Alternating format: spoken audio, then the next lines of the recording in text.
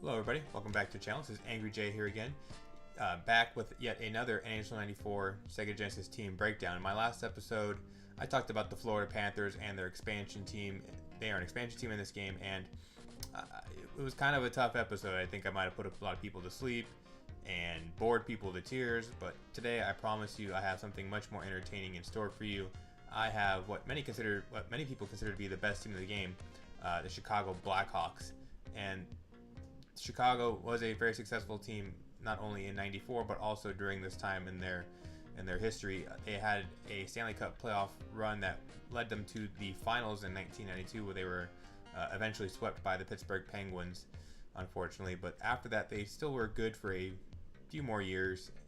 But the playoffs were not as kind to them in these following years, and this year including. They had a very brief run in the playoffs. They went 47, 25, and 12. Good enough for 106 points to win the Norris division, but they lost their division semifinal, or essentially the first round of the playoffs, to the St. Louis Blues in very unimpressive fashion. So this has kind of been the progression of Chicago after the Stanley Cup final run in '92. They had some successful regular seasons, not great in the playoffs, and eventually a lot of the guys I'm going to talk about today for Chicago were traded within probably 2 or 3 years, traded or let go or what have you. This team certainly did not survive, and what was left of this team after they traded all these players that we'll talk about today was a very dark period in Chicago's history. They were a very unsuccessful team for the majority of about 10 to 12 years, maybe even a little bit more, until they started having a renaissance here in the 2010s with some Stanley Cup championships. They have 3 of them in more recent times, but this is kind of the swan song for great Chicago hockey for a number of years. So it's nice that such a classic game was able to capture Chicago, and not necessarily at the pinnacle of their powers in this time, but they were still a very, very good team. And in NHL 94, Chicago has a high home ice advantage. You're going to get a lot of bonuses with a lot of good players at home. Roenick at home is just going to be a beast.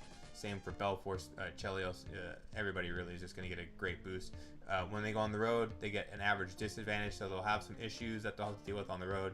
Some penalties if they go against someone with a high home ice advantage. It could be a bit tricky, but luckily, Detroit is a Tier 1 team. Much like Chicago. Chicago is a Tier 1 team. Detroit has low home ice advantage, so taking Chicago on the road in that Tier 1 matchup isn't really a big deal in comparison to a lot of other ones.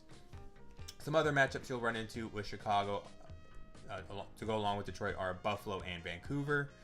You can stretch them out against Montreal, but I think if you try and take that matchup into a tournament, your opponent will pick Chicago and you'll be left with Montreal, so you'll want to know how to use Montreal in that situation. And you can also try to take them with LA and Boston, but again, if you pick that matchup, your opponent will take Chicago and you'll be left with LA or Boston. They have the tools to take down Chicago, but Chicago definitely has an edge in those matchups. But you'll just have to keep that in mind when you make those decisions in a tournament. So let's talk about some of Chicago's strengths as I try to untangle my cord here. There we go. A little bit more organized now. So Chicago, they have a top tier forward, defenseman, and goalie. And these guys are really the difference makers that you need in Tier 1, and they have one at every position. So that's just an absolutely fantastic thing to have. They also have a balanced checking approach, and by balanced I mean they have guys who can weight bug check and they have guys who can CB check. So you can do a little matchup work with Chicago depending on who your opponent is. Chicago, as I already mentioned, they have a high home ice advantage, so they're pretty great at home. Guys like Roenick, Chelios, Belfour, Larmer, they just really shine on home ice. They are a fantastic defensive team. They have all sorts of options. They're a decent skating team, not the best in Tier 1, but certainly good enough in this tier. And they have a lot of defensive-minded forwards as well, so they tend to play more close to the vest. And Chicago, throughout their lineup, they tend to have a lot of shot power on the ice at all times, so whoever's just carrying the puck into the offensive zone, they're already a weapon from pretty far out, unlike some other teams who are more limited with their shot power and need to get in very close to the net to be dangerous. Some weaknesses that can be taken advantage of with Chicago: they have an offense that can be too reliant on JR if you tend to just focus on giving him the puck and letting him go wild. that you might be able to get away with this against some lower end opponents, but if you play someone you're equal with or better, or who's better than you, they'll know how to limit Roenick, and force feeding Roenick will be a weakness that they will zone in on. Your number 2 and your number 3 forwards can be a little weird to fill out. If you don't really like a guy like Larmer, who's just, a workman-like player, he doesn't really have a specialty other than defense maybe, you're not going to get a lot out of these wingers, so it can be tough to diversify your offense from Roenick because you just don't have anybody else to go with, unfortunately. Chicago also has very little depth, especially on defense, where they only have one legitimate option aside from their starters. So yeah, you have some flexibility, but it's really 1 or 2 options at best, and then you're kind of out of luck. This team can also be held in check by CV checkers, especially with their forwards, guys like Roenick, Larmer, Murphy. If you go up against a larger defense like Buffalo, they can ice Schmalik and Bodger, or Boston, they can give you Wesley and Bork. They can really dominate you physically. And there's a lot of other defenses out there too, and maybe even some larger forwards that Chicago just, if your opponent was at a CB check, that can be a rough ride. And lastly, I don't think Chicago plays well from behind. They are a much more well-suited team to be out in front and just apply pressure on their opponent defensively. When they have to the game up and try to attack, it's a little bit easier to read than some other teams like Detroit, Vancouver, even Buffalo. They can diversify their attack that much more in Tier 1. Chicago, if you know they're going to attack, it's probably going to be Jeremy Roenick, and they aren't built for that. They only have one guy with elite skating, so they're not a very dynamic team either when asked to come from behind. So I would definitely advise you to play from ahead as much as possible with this team. So let's go ahead and look at these lines. So let's first approach the forwards. You'll want to take out Goulet in all likelihood, so you can put Larmer on the left, or you can put Larmer on the right. He's great on either wing. You'll want to leave Roenick in the middle, as he's definitely your best forward, or your best centerman. And then the third forward spot is where it really gets tough. For now, we'll put Joe Murphy there, but let's go ahead and look at Steve Larmer here. As I already mentioned, he's kind of a workman-like player. He doesn't have a real specialty except for defense. He's got 4 agility, 4 speed. If you are unfamiliar with the rating system in NHL 94, I have posted it in the description below, and that should help explain the ranges. But there are 7 presets in NHL 94, so 0 out of 6 scale, 4 out of 6 is pretty good. 6 out of 6 obviously being perfect. So 4 agility, 4 speed for Larmer. Left-handed shot, like I said, he's great on either wing, because right-handed shot, right wing, he could use a slap shot. Left wing, he could be more of a deke and setup type man, but Roenick's a right-handed shooter, so it's a little bit easier to set him up from the right wing, and you can just keep that in mind depending on who you want to put out on the ice for Chicago. Larmer has 4 offensive awareness, 6 defensive awareness, so he's got that incredible defensive awareness. It's very rare among forwards to have an awareness like this. He definitely positions himself more towards the defensive side of the puck than he does on offense, but you'll still find him up in those premium scoring areas, often enough. So don't think he's just going to hang out at center ice and not help you, but he will definitely help you on defense nonetheless. He's got a decent shot, 4 shot power, 4 accuracy, and then 4 passing, 4 stick handling. A nice set of skills, but nothing outstanding here. 196 pounds. He's a middleweight, but he's a middleweight who can CB check due to his 4 check rating. He's going to be pretty good against guys from Detroit. They have some lighter forwards, so Larmer as a CB check option is pretty good there, I think. Also against Buffalo, perhaps he can be pretty good, especially if you line him up against LaFontaine, he'll be great. But Larmer, he's just a good solid player across the board. Nothing fantastic. You look at his overall rating, you'll think, oh man, he's another amazing player to go with Roenick. He's nothing more than just a very good player. So try to limit your expectations with Larmer, and don't treat him like he's this elite skater with an elite playmaking set, or he's a great shooter. He's just try to use him in a rather conscious manner. You don't want to overextend him and then lose possibly your best defensive player in AI mode, because he can be very valuable there. But who you can rely on for some amazing things is Jeremy Roenick, possibly the best player in the game, according to a lot of people. Although If you ask some upper echelon players, they'll probably put him second or third behind McGillney and maybe Steve Yzerman. But Roenick, certainly still a legend in the NHL 94 game. 5 agility, 5 speed, so he's got that elite skating. He's the only elite skater on Chicago. So he can sometimes outskate his line mates, but that's okay because he can go 1-on-2, 1-on-3 in some cases. He's got 4 offensive awareness. That's really his only weakness in terms of his skill set, because he might not fill out that slot area as much as he would like, but he should still be there plenty enough, especially at home, where he gets those nice boosts to his ratings. He'll have 4 defensive awareness, where he really shines. 5 shot power, 5 shot accuracy, 5 passing, 5 stick handling, just across the board.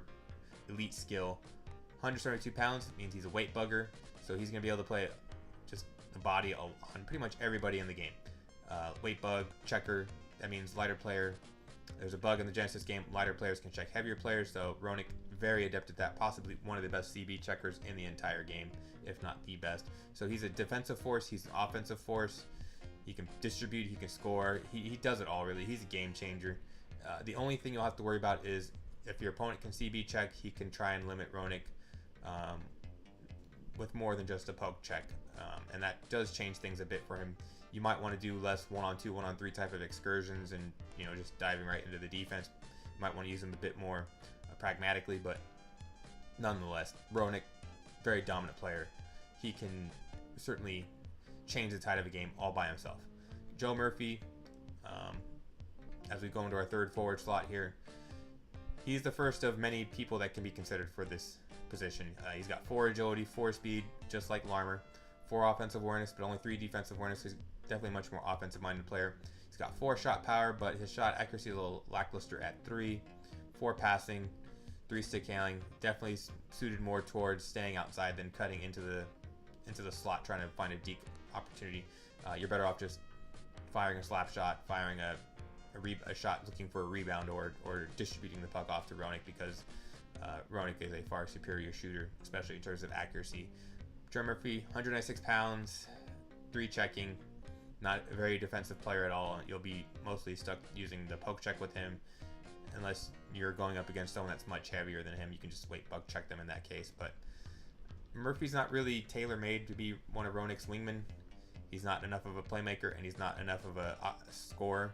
He's just a very average player, I think, and he can be replaced, but the problem with Chicago is they don't necessarily have a lot of options in which to replace him, so you sometimes just kind of have to throw him out there and hope he finds a way to contribute. One other guy you can look at seriously is Christian Ruutu.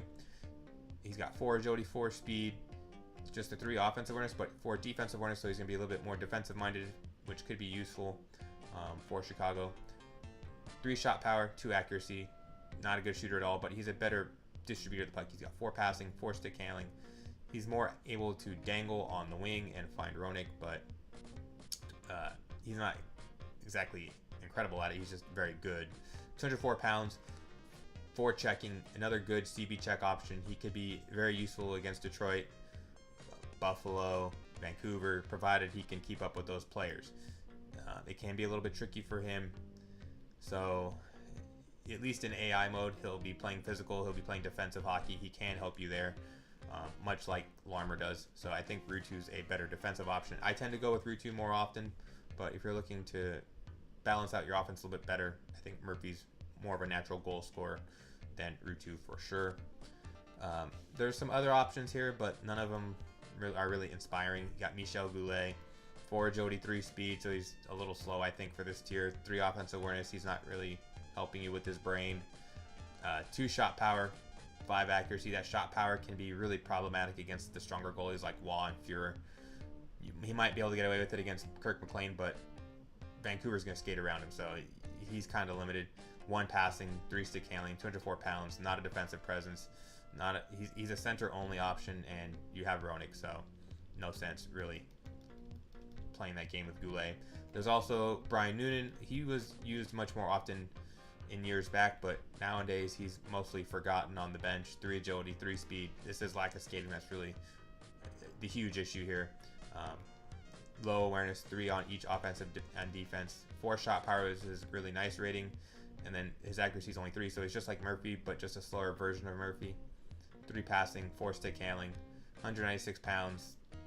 Not a great defensive option again, especially in this tier. You're better off using Murphy, even though Noonan has a little bit better stick handling. Another option, if you like to play on the defensive side, and Ruutu's hurt for whatever reason, where is he? Dirk Graham. There he is. 4 agility, 3 speed, so it's a little slow, but he does have the 5 defensive awareness, so he's going to be almost like Larmer every game, where he's just, playing defense, blocking the slot, getting back, helping you out on that side of the ice. Not much help on offense, though. 2 shot power, 2 accuracy, pretty poor. 3 passing, and 3 stick handling. But he is a great checker, 204 pounds, 76, 4 checking, excuse me. So he's going to be just another great CB checker, but it comes at the cost of any semblance of offense. And lastly, Brent Sutter. He's got one of the higher overall ratings on the bench at 71, but 2 agility, 2 speed, that kills him right there, especially in this tier. 4 offensive awareness, 5 defensive awareness, 3 shot power, 3 accuracy, 3 passing, 4 stick handling. He's 188 pounds, so he's a little bit lighter, so he could be a good weight bug checker against some heavier defensemen, and he's got 4 checking, so he could actually be a good CB check option. But that 2 speed, 2 agility, that kills him right there. That's just kind of how it goes with this team, Chicago. At the forward ranks, they're very limited at what they can do, but they do have some decent options. I think Murphy and Ruutu are the best for that third forward spot. I'm gonna go with Murphy in this game, but I tend to like to go Ruutu when playing a human. But at least you have Roenick and Larmer. They're a pretty good 1-2 punch. And then looking at our defense here, you got 2 guys that are just heads and shoulders above the rest on this roster. First, Steve Smith. He was a very controversial defenseman, although now less so because of the CB check being discovered a few years ago. It makes him much more useful. He's got 4 agility, 4 speed. He's got 3 offensive awareness and 4 defensive. He's got good shot power with 4. Shot accuracy of 1, which is pretty typical for a defenseman. 4 passing, 4 stick handling, 228 pounds, 4 checking. So this is where the real dilemma comes in with Steve Smith. If you know how to CB check, he is wonderful because he will CB check pretty much everybody, and he's got really good skating to back that up. If you don't know how to CB check, Steve Smith is really a poke check only option, and that can be a bit problematic in this tier because if you miss your poke check, a lot of these teams are just going to take advantage of it and go right around Steve Smith, no problem. So you kind of have to know your strengths and weaknesses as a player. But if you can handle working with Steve Smith, he is a huge benefit. The one thing you just have to be careful with is using him when he has the puck. He's still a weight bug checking target to pretty much everybody in this tier. So you don't want to get too crazy with him, but when he does have the puck on his stick, and if he's able to make that nice pass, he does have the ratings to take advantage of such opportunities. But Steve Smith is the obvious number 2 to Chris Chelios here because he is the obvious number 1. He is a fantastic defenseman. 4 agility, 4 speed, 4 offensive awareness, 6 defensive awareness. So he's going to be just crowding that slot on defense, knocking passes down, playing physical, just playing close to the net, making sure there's not a lot of chances going through that Chicago Blackhawks slot.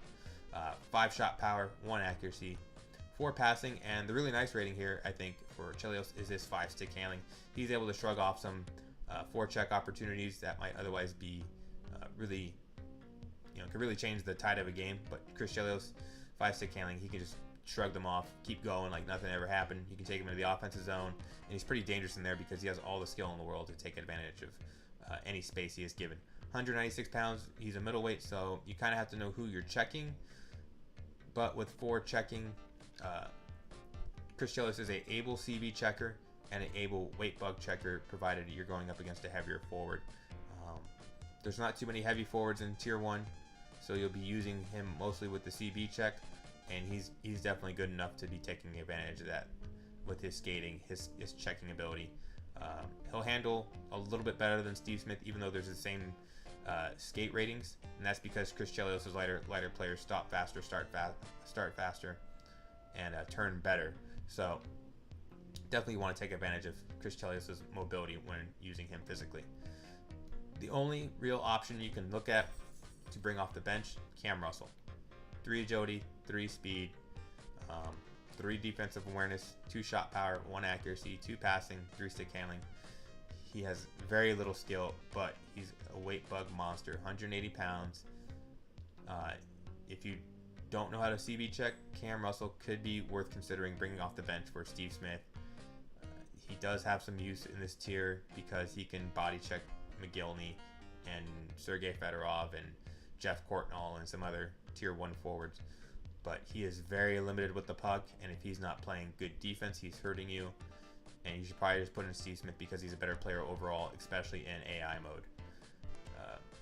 There's not really much else to say about Cam Russell because he's a very basic player.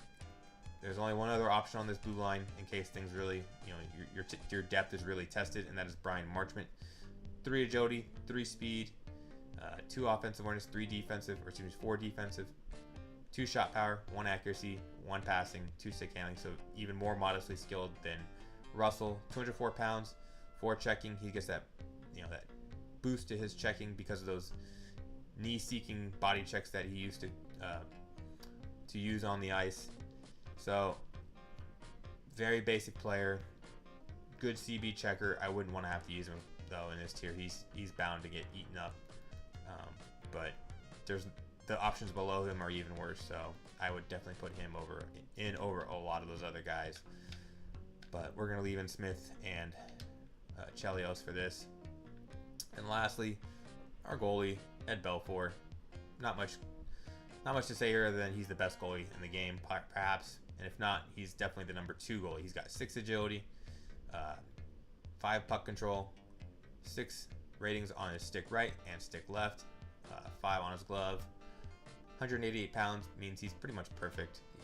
You want a goalie that's light enough to be used in manual goalie control. He's got that. He's got 6 agility, so he's very nice to use in manual goalie control. Feels great, but he's also heavy enough to be resilient to people trying to crash your net and shove you into the goal to create a goal. And he's great in AI mode. I mean, there's just not much else you can say. He's just absolutely fantastic, and he helps make Chicago a tier 1 team for sure. So let's go ahead and run through the team strategy here just to sum things up. You want to work JR all game, and that's just not on offense with the puck. You want to use him on defense. Every other player on this team, especially if you use Ruutu instead of Murphy, have high defensive awareness and high checking. So they're going to be very aggressive on defense. They're going to be intercepting passes. They're going to be playing the body. Let them do their thing. Use JR because he's the best checker in user control mode to just mop up everything else. You also want to keep the defense involved on both sides of the ice. A team like Philadelphia, I recommended don't do anything with them on offense. Just let them play defense, and that's it. Chicago, use them up and down the ice. They're good enough skaters to get back on defense. They have enough skill to take advantage of it. So get them in there and get them helping your offense change things up a bit. You have a set it and forget it goalie. Belfour, you can pretty much ignore a lot of opportunities that your opponent may have. You just want to be careful about those easy one-time chances and those big slappers with the really powerful shooters like Cicerelli. You might want to help out your goalie a little bit in those cases, but a lot of the time Belfour is going to have you covered. You want to get ahead with Chicago early and then clamp down on defense. You have the number 1 goalie, the number 1 user control, checking forward in the game, and you got Chris Chelios and Steve Smith on the back line. Very physical players. So you definitely want to get ahead and just shut things down on your opponent because Chicago's great at counterattack.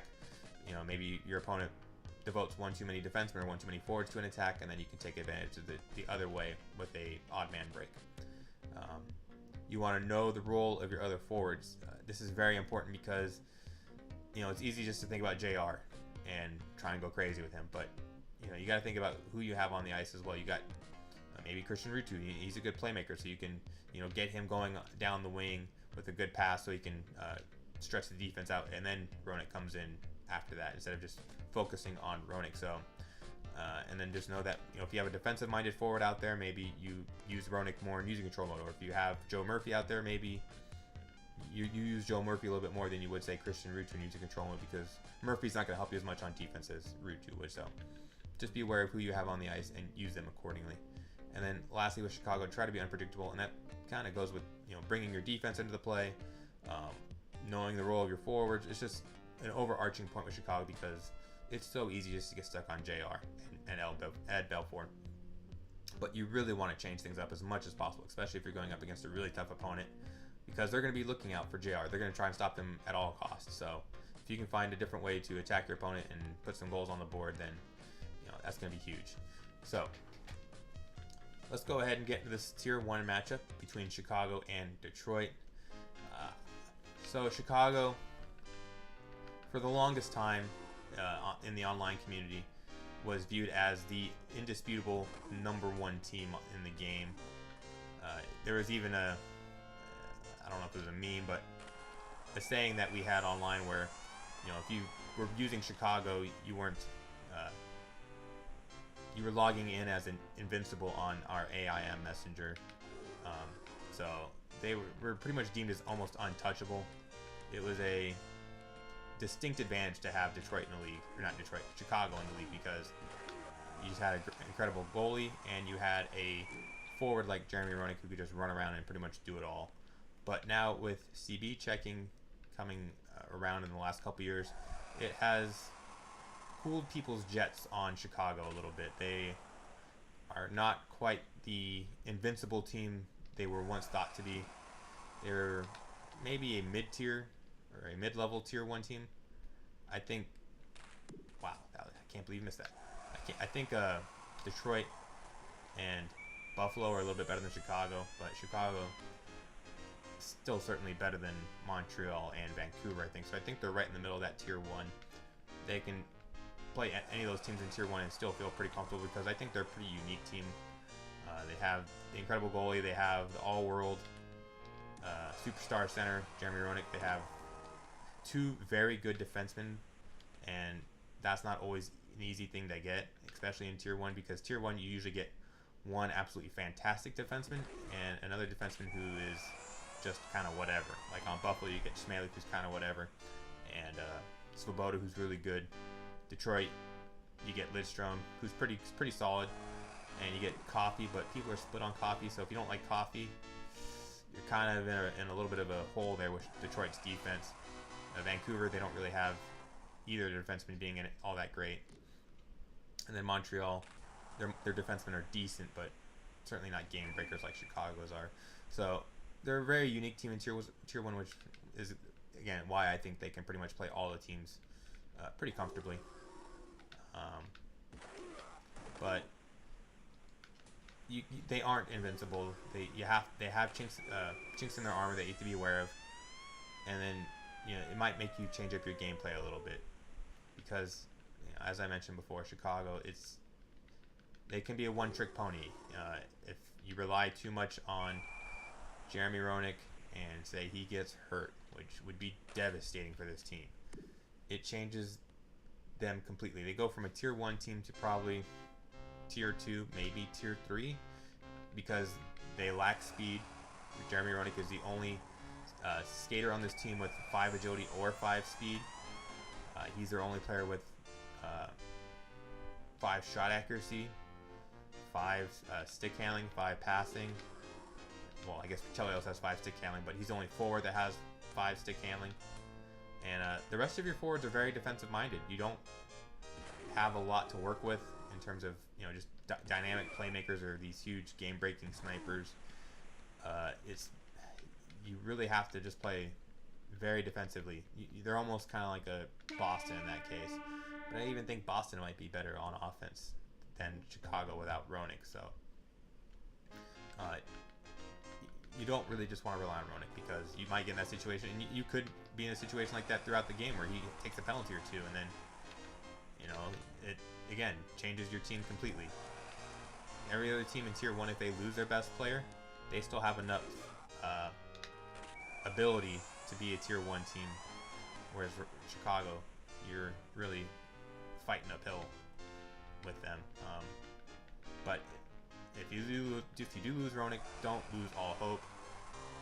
In Green Bay earlier this year, I was playing King Raph in a game, and he had Chicago, I had Detroit, and he got out to an early lead, and then I injured Roenick in the first period for the game, and he was in this very, very situation that I've been talking about here for the last minute or two, where he's got Roenick out for the game. His team is completely different now because he's lost his best player, the obvious best player.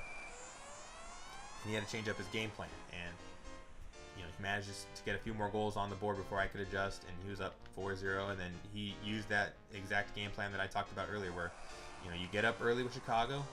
And then you play defense. You let your goalie take over.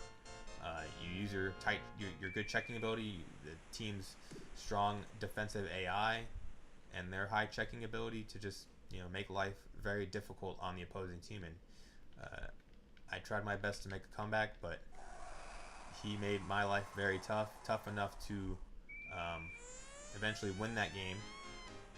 As I brought it back to 1 goal, but he won with the late insurance goal at the very end. I think it was 6-4. He won. So, and that was the game that, you know, took down the entire tournament in Green Bay. So you don't want to lose hope. If you do lose Roenick, just don't use Chicago like they're some juggernaut, because they're not that juggernaut anymore. You have to play just better hockey, I think, is really what you want to do in that situation. Because in Tier 1, it's tough in Tier 1. There's not a lot of room for error. A lot of these teams have just devastating offenses, and their defenses are also pretty good. So there can be some really, you know, low-scoring affairs in this tier. You can see a 2-1 game, 2-0 game pretty easily. But if these offenses get rolling, and you know, you can just as likely see a 6-4 game, 8-7. You know, doesn't really matter, because when these teams get rolling, it's scary. And, you know, if you're especially if you got Vancouver or Detroit, they aren't the most defensively able teams, especially Vancouver. If you don't use their forwards on defense, they're pretty much a huge disadvantage on defense in this tier. And they also have very average goaltending. So those high-scoring games can be, you know, can occur, and there's just not a lot of room for error there. A reasonable game can become very unreasonable in terms of score very quickly. And you know, in the lower tiers like Tier 5, Tier 6, it's not really the case. A lot of those teams have more issues scoring. They have pretty strong defenses down in those tiers, especially in comparison to the forwards. So the offenses aren't as explosive. But Tier 1, it can happen fast. 3 goals in 20 seconds is not abnormal.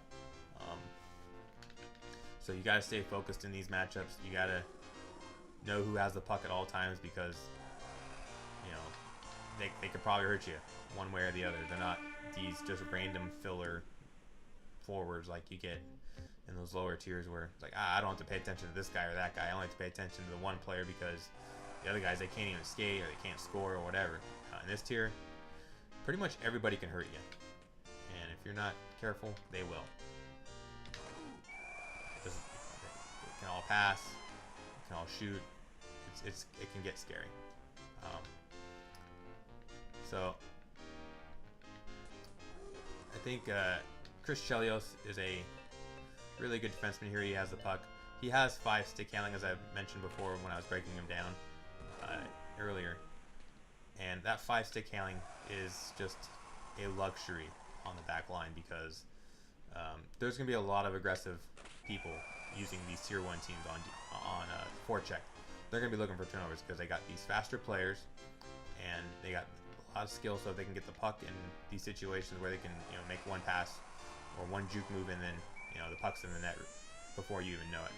So there's this animation in NHL 94 that the players can do, especially if they have a high stick handling rating like a 5 or a 6. So if they get poke checked or body checked, they can just kind of shrug it off in some cases. And, you know, say you're in a very close game and it's late, and maybe you hold on to the puck a second too long with Chris Chelios. And a defender comes in to try and take the puck off your stick. Well, maybe he, unlike some other defenders in this tier, will just shrug that check off and keep skating and not commit the turnover that could cost you the game. So he's fantastic on offense and both sides on offensive zone and defensive zone. He's a wonderful CB checker. So if you're not going to use Roenick a lot in user control and you want to use a defenseman for whatever reason, you'll definitely want to use Chelios more than Smith because I think he's just a more well-balanced player. Yes, Steve Smith is a better CB checker, but when you consider their skating ability and how it's just much more easier to use Chelios in comparison to Smith, you'll trust me, you'll want to take advantage at all times.